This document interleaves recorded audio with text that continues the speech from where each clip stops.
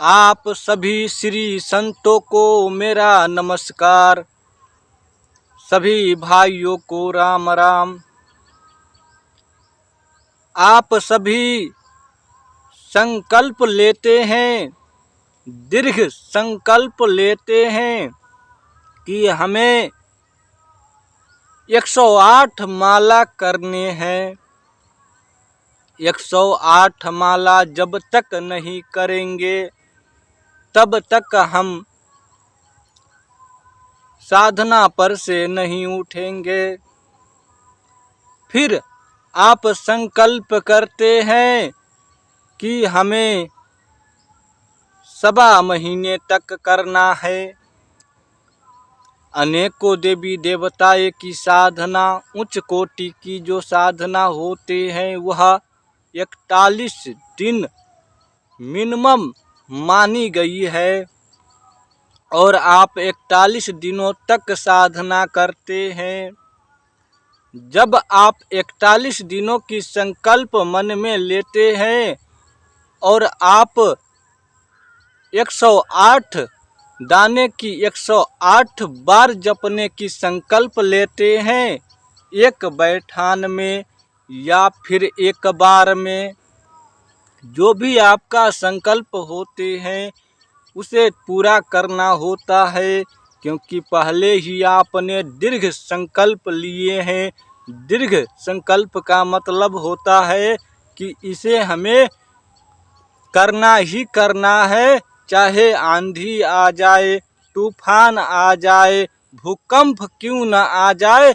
हमें जो संकल्प कराया गया है, हम जो संकल्प लिए हैं, हमें वह करना है। यदि हम अपना संकल्प भूलते हैं तो देवी देवताओं की जो हम जाप करते हैं, हम उन देवताओं को भूलते हैं।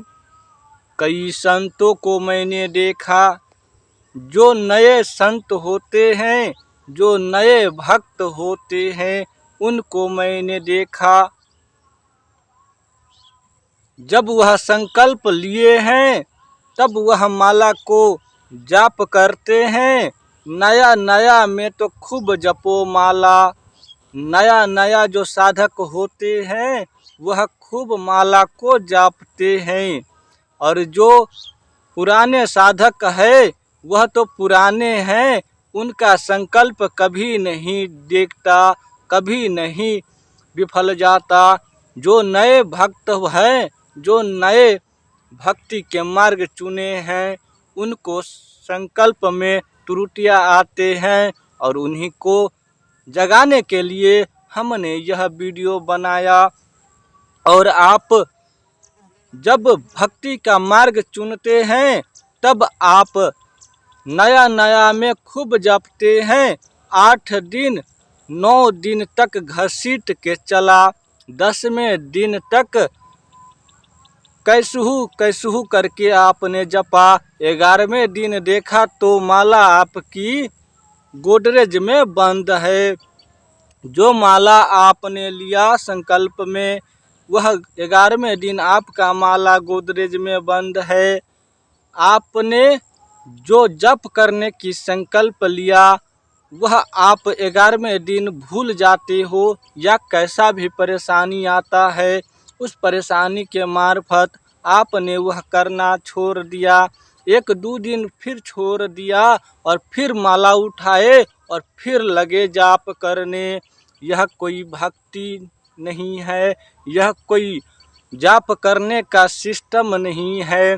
यदि आप भगवान की भक्त है, नारायण की भक्त है या राम जी की भक्त है, किसी भी देवी देवताओं के जाप करते हैं तो आप नियम से करें, सिस्टम से करें। जो सिद्धांत हमारे संत महात्माओं ने बनाए हैं उन्हें आप अपनाएं, तभी आप माला से जो आप जाप करेंगे, वह माला से जो जाप की जो ऊर्जा होगा वह आपको मिलेंगे।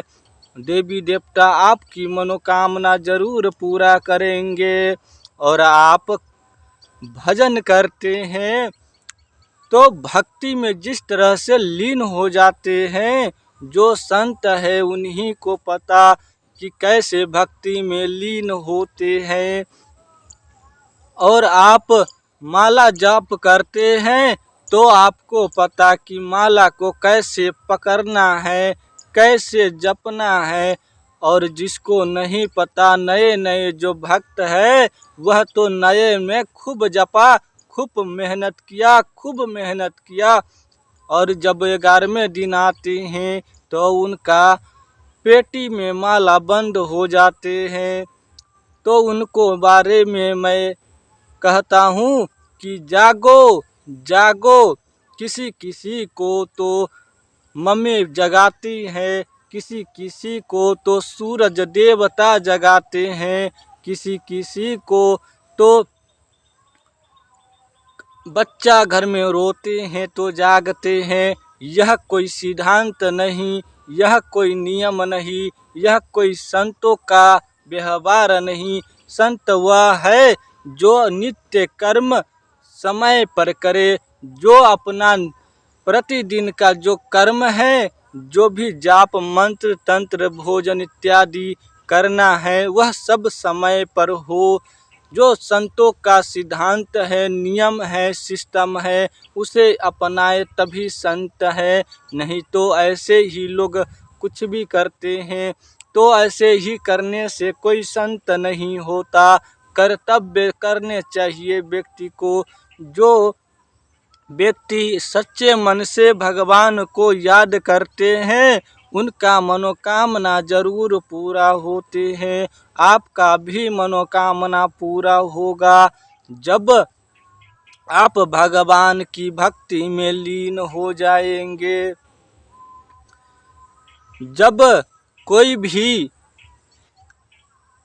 अध्यात्म से जुड़ते हैं, कोई भी जब शक्ति प्राप्त करना चाहते हैं, जब इस संसार से उसको मन उग जाता है, तब एक ही रास्ता बचते हैं, वह है भक्ति का रास्ता। और भक्ति में लीन होकर प्रभु के यादों में इतना डूब जाते हैं कि प्रभु के याद में जो डूब जाते हैं, उनको बाहर क्या हो रहा है कोई माने मतलब नहीं है। क्योंकि वह भगवान का हो गए और भगवान उनका हो गए। तो वह भगवान के बारे में उनसे यदि कोई पूछे तो वह भगवान के बारे में ही बताएंगे। इस संसार में क्या गतिमान क्या लोग करते हैं, उनको बारे में ध्यान नहीं, ज्ञान नहीं होगा। और अध्यात्म की ज्ञान उन्हें अपने आप होने लगते हैं, क्योंकि उनको भगवान स्वयं अपने आप उनका हो जाते हैं। और जिनका ईश्वर अपने आप हो जाते हैं, उनका कोई कुछ नहीं बिगाड़ सकता। जिनका काल न बिगाड़े, उसका कोई न बिगाड़े।